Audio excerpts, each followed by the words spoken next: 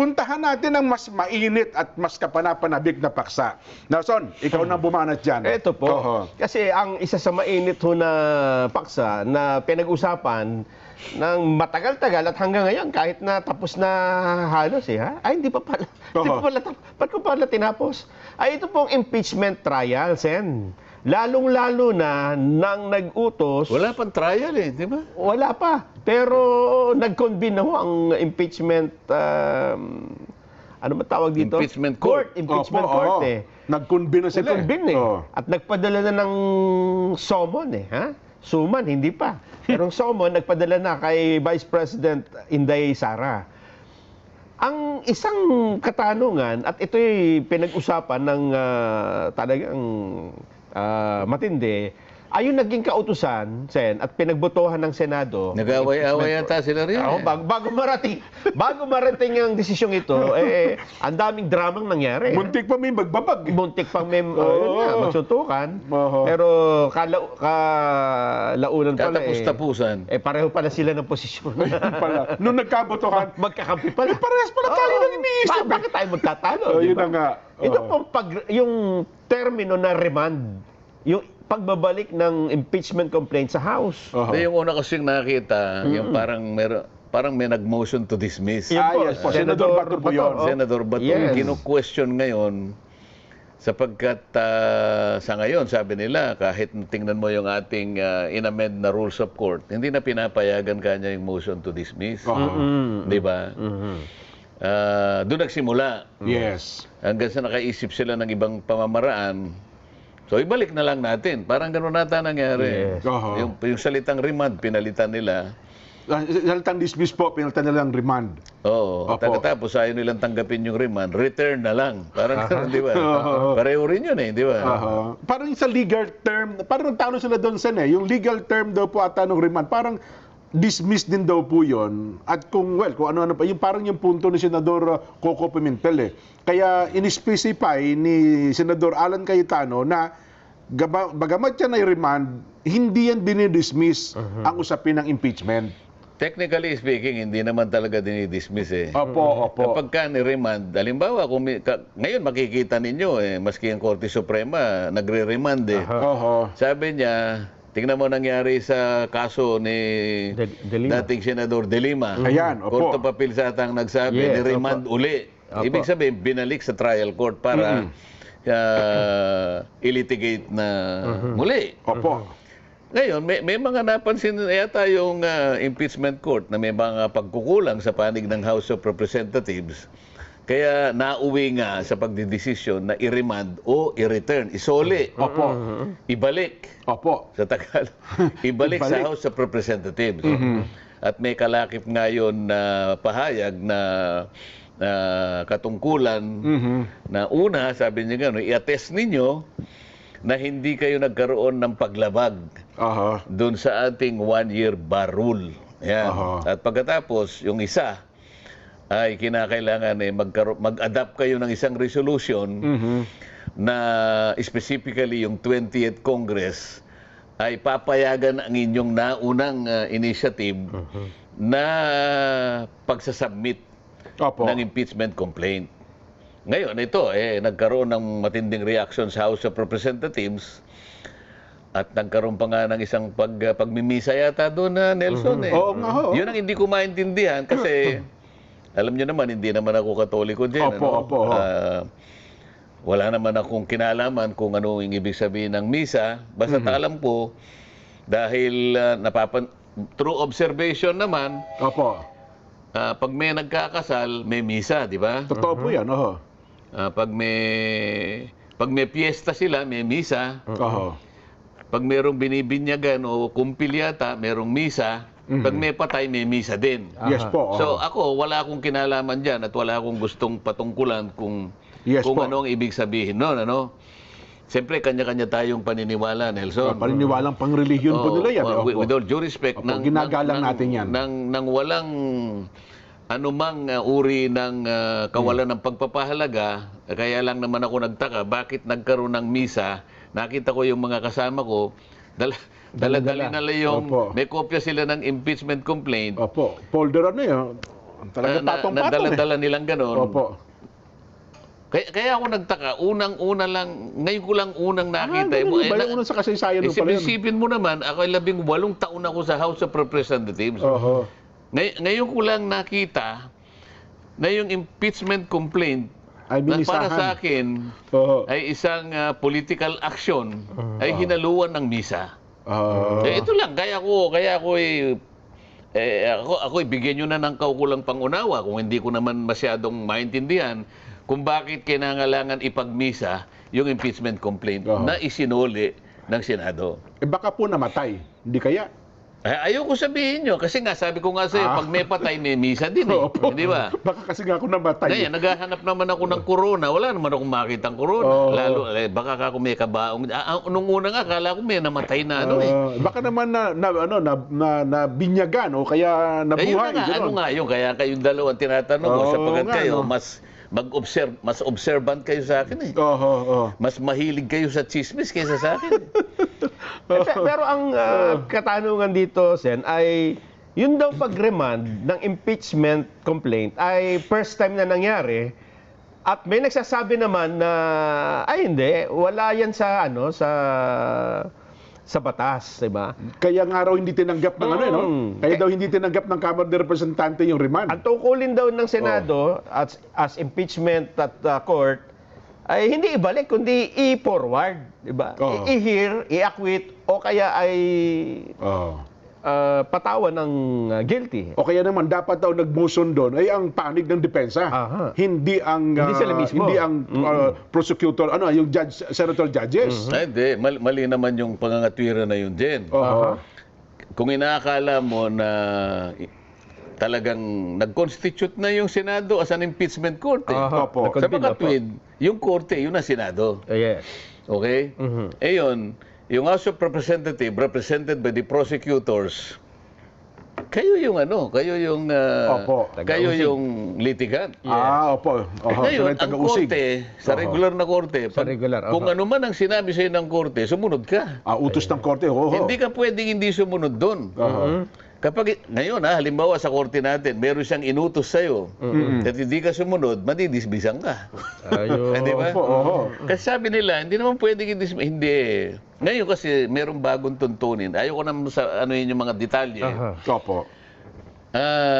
Ang korte, sa ngayon, regular courts, hindi nga pinapayagan ng motion to dismiss. Nakalagay. Sabi niya, the defendant is now ordered to file his or her reply, not a motion to dismiss. Yun. Within a period of blah, blah, blah. Pero, ang isa naman ngayon na innovation ng korte, ang una niyang didinggin yung affirmative defenses. Okay. Kasi yung dinemanda mo si Nelson, ikaw ang plaintiff dyan. Opo. So, ang defendant si Nelson. Si Nelson, nakita niya, walang jurisdiction to. So, pagsagot niya ngayon, ang unang affirmative defense, walang jurisdiction. Yun ilalagay mo Ngayon, ang korte, bago niya pagpasyahan, mag-trial tayo on the merits, titingnan niya yung affirmative defenses. Nakita ng impeachment court, teka muna, parang may mali sa pangyayari kasi. Bakit kanya napag-alaman namin na meron palang 3 impeachment complaints ang ipinail sa House of Representatives December pa 2024? Yung una ipinail ng December 2. Yung isa sumunod December 4. At yung pangatlo December 19. Ngayon, ang tanong ng impeachment court dito, ang kanyang pag-aalala, bakit hindi ninyo nilitigate kaagad dito? Meron kayong sariling proseso Meron din kayong rules sa House of Representatives. Bakit hinintay nyo pa na mag-2025 at ang hindi namin maintindihan, ipinlano nyo pa kanya na i-file ninyo hours before the close of the third regular session. Doon kami nagtataka, sabi ng Senado may tatlo ng ano. Anong ginawa nyo doon sa tatlo? Kayo nga Na-pending ho yung tatlo, tsaka yung pang-apat lang. inupuan ninyo yung tatlo. Bakit? O ano, ikakatwiran nila? Ba, hindi naman namin, ano yan. Teka muna, anong ginawa nyo? Sapagkat kung isasalang-alang ninyo ang inyong rules, kapag binasa ninyo ang rules ninyo, ang nakalagay doon, kapag ka nagsumite, pag nag-file ng impeachment complaint, verified, yung isang partido, katungkulan ng Secretary General to immediately refer it to the Speaker's office. Merong word na immediate immediately. O, tanong na Senado ngayon, nasa impeachment court, bakit yung word na immediately hindi nyo ginamit? So, ba't hindi nyo ni-refer? Samantala. O sasabihin ng, sabi siguro, anong pakialam mo doon? Bakit? Hindi, teka muna. Kayo binayolate niyo yung rule nyo Pagkatapos kayo pipilitin nyo kami, forthwith. Pinagmamadali nyo kami, pero kayo hindi kayo nagmadali. Sa lalong madaling panahon daw po forthwith O yung immediately, ano ibig sabihin? Hindi sa mas lalong madaling panahon. Pareho lang yun may katwira, sabi niyo, nakalagay, the Secretary General shall immediately refer it to the office of the Speaker. Ngayon, tatlo dyan ang ipinail noong December. May panahon pa Ngayon, ang tanong ko sa inyong dalawa ngayon, bakit ang Secretary General, despite the fact noong January 10, 2025, sinabi niya na i-repair niya na sa office of the Speaker, bakit hindi nangyari? Hindi pa rin repair. Bakit walang explanation? Bakit ngayon bigla ninyong naisip, doon pa naman doon sa closing hours na? Patapos na yung tayo. Yung magsesesyon na, closing na ng session Ilang oras na lang magko-close ang session, bakit doon yung... Kaya parang mayroong bad faith dito. Yun sa tingin ko, yun ang damdamin nung outgoing Senate. Kaya nga ang kanyang pahayag teka muna, balik niya muna natin. Wala pa i-attest ninyo kung wala kayong paglabag sa one-year ban rule. Kasi, alam mo dyan, nakalagay sa ating batas nga, isa lang na impeachment ang ipapile mo. Sa isang impeachable official, kada taon. 2024, tatlo. Hindi naman namin ginalaw, kaya klasipikado na wala pang naipal. Hindi. Salita mo lang yan. Ang tanong namin, ba't hindi mo nga ginalaw? Kasi parang sinadya mo Nananadya ka Kaya ang tanong kasi doon, kailan ba talaga nagsisimula yung day one, nung pagtanggap ng impeachment? Kasi andun ang pagtatalo Kasi akala niya, di ba, nung tinanggap sasabihin niya, ang pagsisimula talaga, yung tinatawag na filing, ay kapag ni-repair mo na. Sa Committee on Justice. Ang tanong ko sa iyo, ba't hindi mo ni-repair? Hinintay pa raw po nila, nilagong pa raw nila para i-consolidate daw po yung complaints Immediately, ang sinasabi ko sa iyo, yung inupuan mo, doon lamang sa punto na sinasabi sa iyo ng rules na immediately refer it to the office of the Speaker. Pati ba naman yun hindi ginawa ng Secretary General? Bakit? Okay. Kasi sabi nila, judicial notice na, hindi namin alam kung ano yung ginagawa nyo, sasabihin ng Senado. Hindi namin pwedeng ipakahulugan na alam namin lahat kung anong ginagawa nyo. Sa amin lang, parang may bad faith. Kasi alam namin na ang tuntunin nyo, kapag kami nag-file ng impeachment complaint, verified, walang gagawin, ministerial on the part of the Secretary General to immediately refer it to the office of the Speaker. Ang tanong, tatlo yun. Bakit isa man doon, wala kang ni-refer? At tatanong ngayon ang Senado. Kaya nga, teka muna, kung kayo nga inupuan nyo, ngayon kami pagmamadaliin mo. Sa tatlo bang yun, may mga endorser din, Congressman? Kasi parang... Meron! Lahat pala, Kompleto yun, may verified. Merong endorser, kaya hindi mo pwedeng sabihin, kasi po, wala pong nag-endorse, kaya hindi namin ni-repair. Yung isa po, hindi verified, kaya hindi po namin Yung isa po, walang kakwenta-kwenta talaga, kaya hindi namin ni-repair. There should be an adequate explanation kung bakit Section 3 yun ang aming rules. Alam mo yun To immediately refer. Bakit kayo nagmamadali, pinamamadali nyo kami, pero yung word na immediately sa inyo, nung tinanggap nila mula sa SecGen, hindi nyo pinansin. Yung word na immediately, dinedman mo, pero kami, pinagmamadali mo kami. Bakit? So makikita mo, dito sa pahayag ng pagkakasoli, teka muna, i-attest ninyo. Ibig sabihin, balikan ninyo yung pangyayari. Hindi ba? paano po yun? Kasi sabi nila, hindi namin tatanggapin yung yung pagbabalik. Hindi nasa sa inyo yun. Huwag nyo tanggapin. Anong problema doon? Di ano ho yun? Parang anong mangyari? Deadlock ba? Considered ba yun as deadlock ang usapin? Kasi hindi gagalaw. Kaya deadlock, wala tayong magagawa. You have to obey. You have to obey. Kung anong pinagagawa sa'yo. Sabi, attest ninyo. Sabi nila, there is a presumption of regularity. Opo. Yung presumption na yun is disputable. Okay. Kasi presumption nga. Presumption lang But it can be overcome by better argument. Halimbawa, yun bakit hindi mo ipaliwanag? Bakit yung unang tatlo na may taong... May pagkakataon pa, mahaba panahon. Mahaba pa eh. December, lalo na yung December 2. Opo. Magkasunod December 4. O isa man doon dapat ni-repair mo na eh.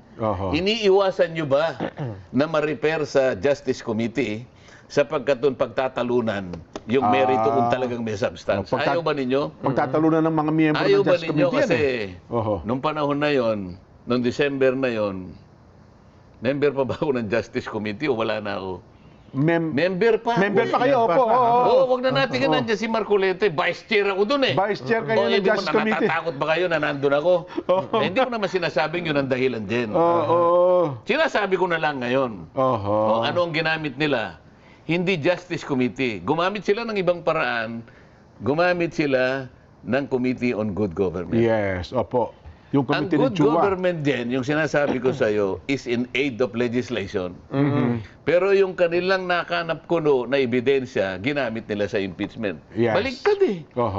Yung impeachment, Justice Committee, hindi good government. Tingnan mo, gumamit sila ng ibang kaparaanan para maiwasan lang. Nung napunta na sa good government, wala na ako eh, tinanggal nga ako eh. Opo, tinanggal din kayo.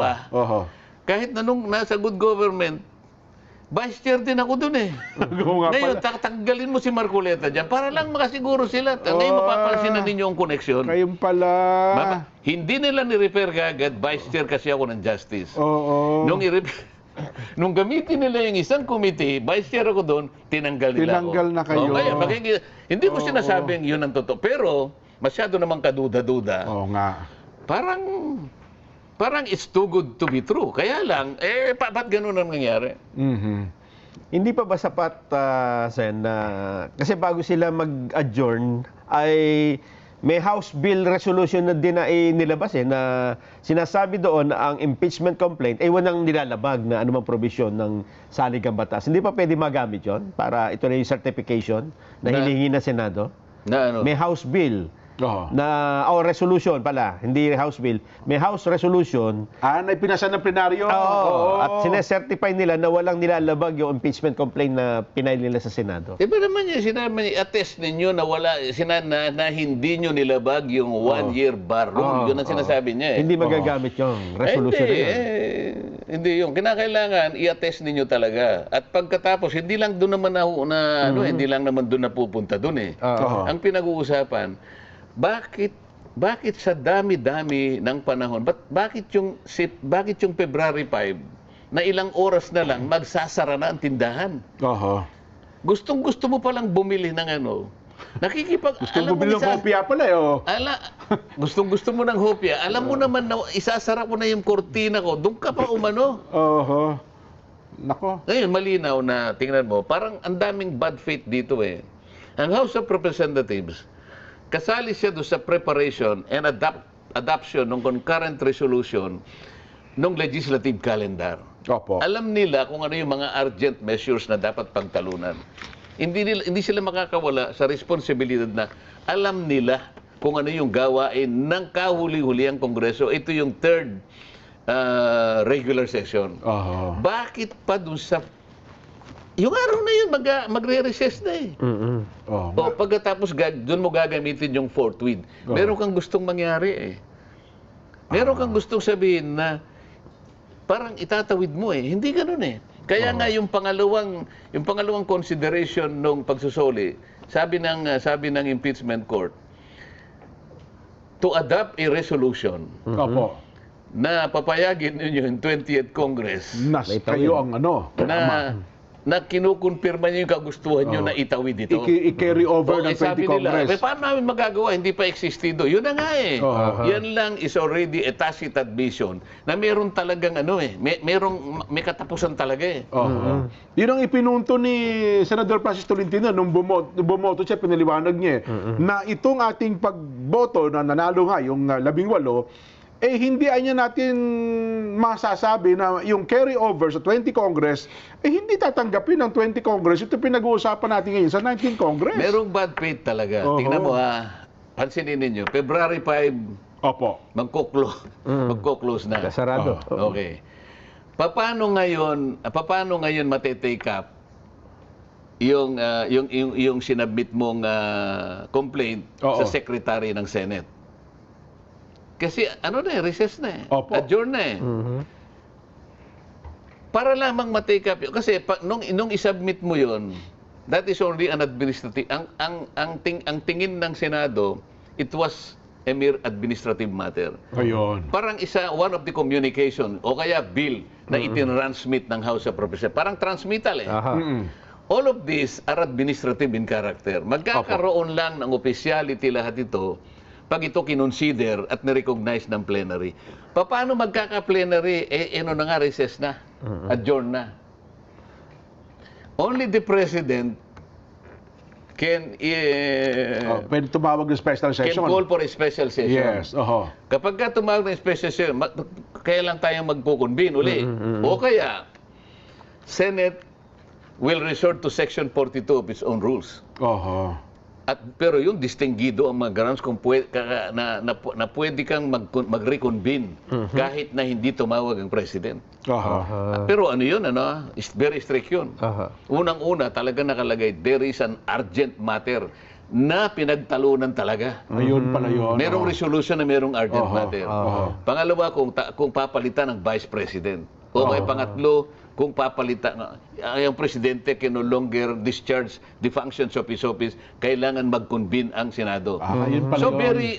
very exacting yung requirement kung paano magre-reconvene ang Senate. Pero dito, wala yung senaryong alinman dito sa sinasabi ko ang nangyari. Kaya paano ngayon tatagos sa plenary? Kaya nga, ang sabi ng Senate, napapansin ko, hindi ako kasali doon, pero nahihinuha ko. Merong bad faith talaga sa parte ninyo eh. Una, hindi kayo gumalaw. Despite the fact na sinasabing immediately refer to the office of the Speaker, okay, you wasted your time. Di ba? Yun pala yun, You wasted your sweet time. Pangalawa, inano mo sa 5, magsasara na yung kurtina ng tindahan.